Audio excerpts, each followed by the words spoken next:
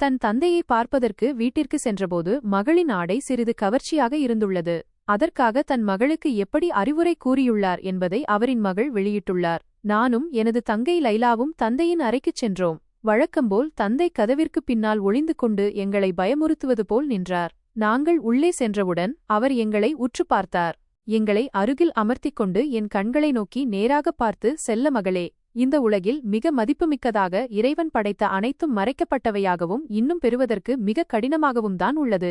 வைரங்களை எங்கு எடுப்பாய்? பூமியின் ஆழமான பகுதியில் மறைக்கப்பட்டதாகவும் பாதுகாக்கப்பட்டதாகவும் தான் வைரங்கள் உள்ளன.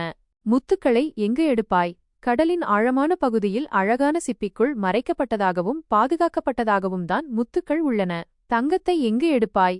சுரங்கத்தினுள்ளே அடுக்கடுக்கான பாறைகளுக்குள்ளே மறைக்கப்பட்ட நிலையில் அதை எடுப்பதற்கு நீ மிக கடினமாக உழைக்க வேண்டும். என்னை உற்று நோக்கியவராக, உன்னுடைய உடல் புனிதமானது. வைரங்கள் முத்துக்களை விட நீ புனிதமானவள். உன் உடலை முறையாக நீ மறைத்துக் கொள்ள வேண்டும். பெண்களின் உடலமைப்பு என்பது இறைவன் தந்த பொக்கிஷம். பொக்கிஷங்களை பொத்தி பாதுகாப்பதே அறிவார்ந்தவர் செயல்.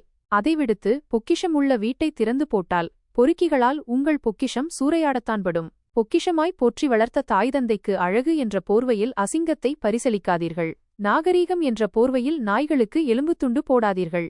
அன்பு மகள்களே, இதற்கு மேல் ஓர் தந்தையால் உங்களுக்கு அறிவுரை சொல்ல முடியாது. புரிந்து நடந்து கொள்ளுங்கள். படித்ததில் பிடித்தது.